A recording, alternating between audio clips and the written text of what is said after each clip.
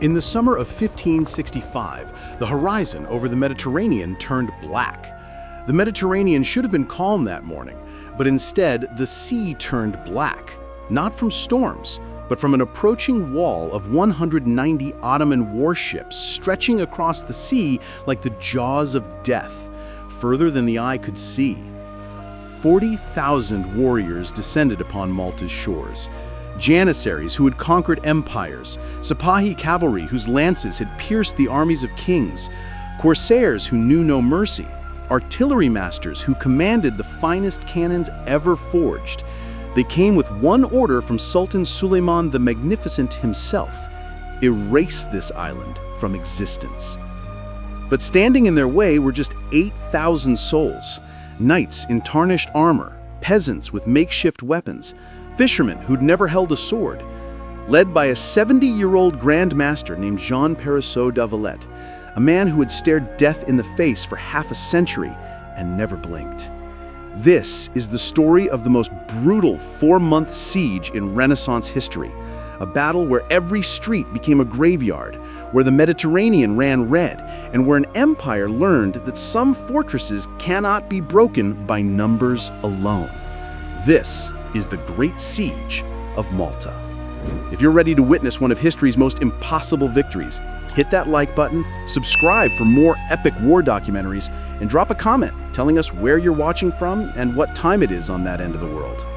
Now, let the siege begin. The year is 1565. The Ottoman Empire stands at the peak of its power, controlling territory from the gates of Vienna to the deserts of Arabia, over 2 million square miles of conquered land. Suleiman the Magnificent, now 70 years old himself, commands 150,000 professional soldiers, the most disciplined fighting force on earth. His Janissaries, elite infantry raised from childhood to know only war, have never been defeated in open battle. His navy dominates every sea from the Black Sea to North Africa. Entire Christian kingdoms tremble at the sight of the Sultan's banners. But one thorn remains lodged in the Ottoman throat: the Knights Hospitaller of St. John. These warrior monks had been a plague upon Ottoman ambitions for centuries. Driven from Rhodes in 1522 after a 6-month siege, they refused to disappear into history. Instead, they fortified the barren rock of Malta and transformed it into a fortress.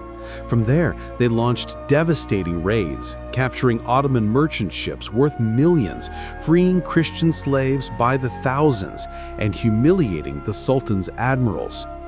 To Suleiman, Malta was no longer just an island. It was an insult, a defiant fist raised against the greatest empire the world had ever seen. And on March 29, 1565, he gave the order: "Bring me Malta, or do not return." The Ottoman war machine began to move, and all of Europe held its breath.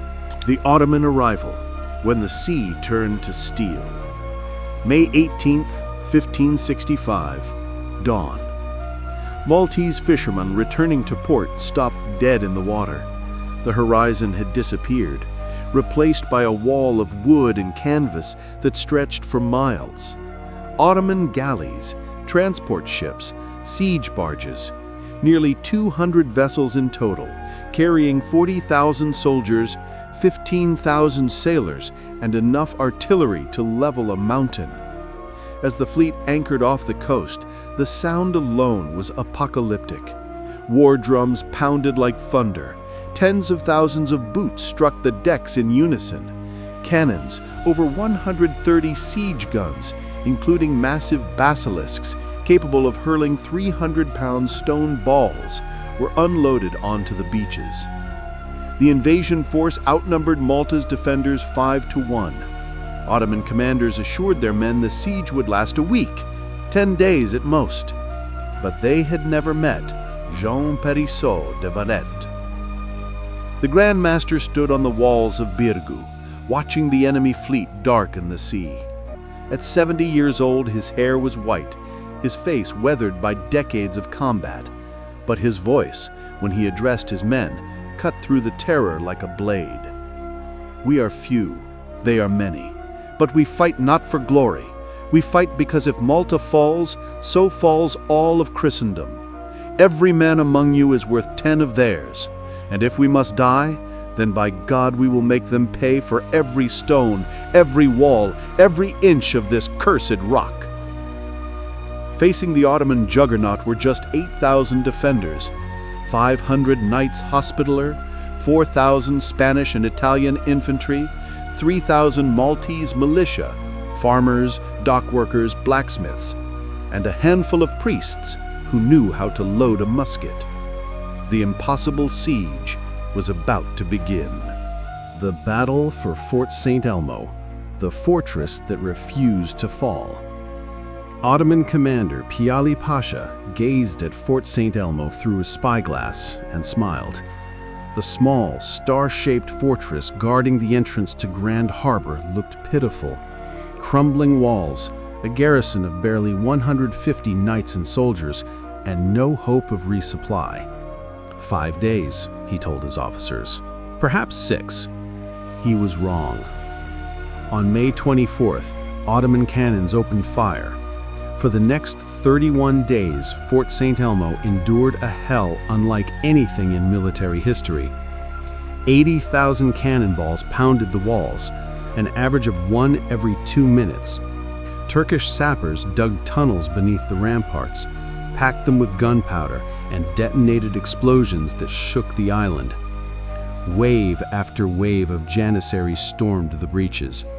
Each assault was a bloodbath. Ottoman soldiers climbed over mountains of their own dead, only to be met by knights who fought like demons. Swords slicked with blood, armor dented beyond recognition, voices hoarse from screaming orders. Inside the fort, conditions became unbearable. Water ran out. Food supplies dwindled to nothing. Wounded men lay in the sun, delirious with fever. Yet every dawn, when the Ottomans expected to see white flags, they instead saw the black standard of the Knights Hospitaller, still flying defiantly. Volunteers swam across the harbor under cover of darkness, carrying ammunition and reinforcements. Most drowned. Those who made it knew they would never leave. On June 23rd, after the 32nd major assault, Fort St. Elmo finally fell. Only 9 defenders remained alive. The Ottomans had won, but at a cost that shook their commanders to the core. Over 8,000 Ottoman soldiers lay dead around the ruins, more casualties than the defenders had for the entire island. When Valette received news of St. Elmo's fall, he stared at the smoking wreckage across the harbor and made a promise that would echo through the ages. If they paid this price for the son, what will they pay for the father? The real battle was about to begin. The Siege of the Twin Cities. Enraged by the resistance at St. Elmo, Ottoman commander Mustafa Pasha redirected his full fury toward the fortified cities of Birgu and Senglea, the heart of Malta's defenses. What followed was 90 days of unrelenting hell. Ottoman engineers positioned their heaviest siege guns, massive 60-pounder cannons, within 200 yards of the walls and fired non-stop. Entire sections of fortification exploded into rubble, buildings collapsed, streets filled with dust and screams. Mustafa sent his elite troops in coordinated waves, Janissaries attacking from the land, corsairs storming from the sea. On August 7th, the Ottomans launched their most devastating assault yet. 9,000 soldiers hitting every weak point simultaneously. They detonated mines beneath the walls, blowing massive craters in the defenses. Janissaries poured through the gaps like floodwater. For a moment, it seemed Malta had finally broken. Then, Valette appeared. The 70-year-old Grand Master, clad in full battle armor, despite the Mediterranean heat, grabbed a pike and charged into the breach. his presence was electric. Seeing their leader, bleeding, exhausted, but utterly unafraid, the defenders rallied with savage fury. The gap was sealed, but the cost was staggering. Over 2,500 Ottoman soldiers died in that single assault. Malta's defenders lost hundreds more. By late August, both armies were shadows of themselves. Disease ravaged the camps, supplies dwindled, the island's wells ran dry, forcing defenders to drink seawater mixed with wine.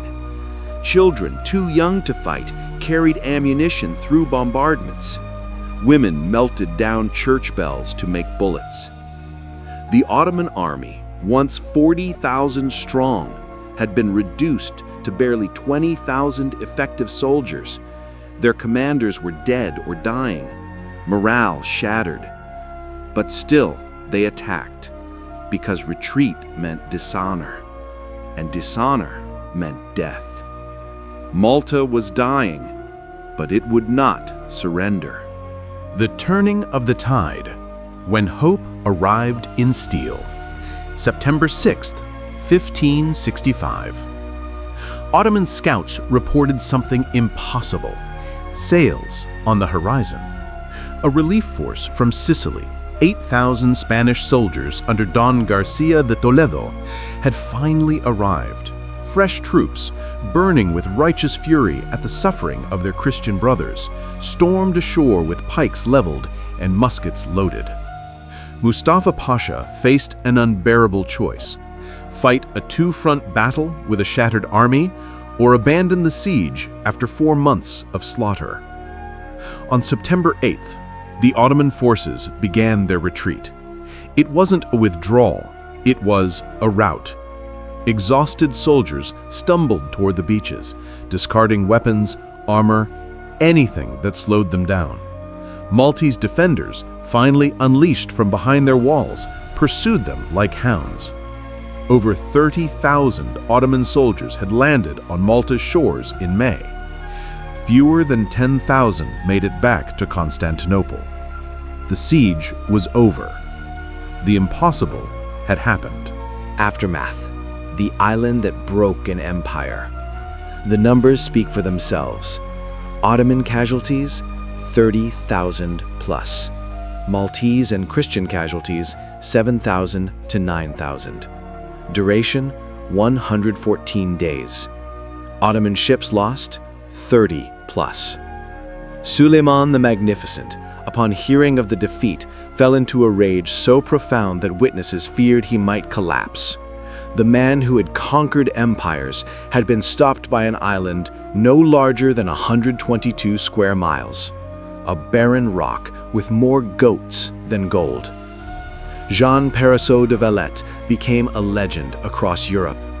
Pope Pius V called the victory the greatest since the crucifixion. A new capital, Valletta, was built in his honor, designed to be the most fortified city on earth.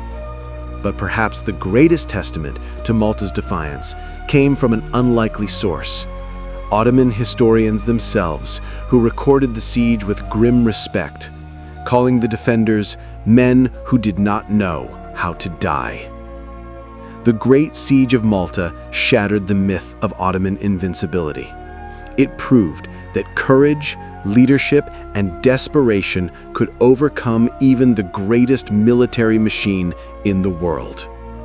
Malta had not simply survived. It had defied an empire and won. 8,000 defenders, 40,000 invaders, 114 days of fire, blood, and unbreakable will. The Great Siege of Malta stands as one of history's most astonishing last stands. A reminder that the size of an army matters far less than the courage of the men who stand in its way. Thank you for watching. If this story moved you, drop a comment below with your thoughts. Could you have held the walls? And if you want more legendary battles from the ancient and medieval world, hit subscribe. The next chapter in history awaits.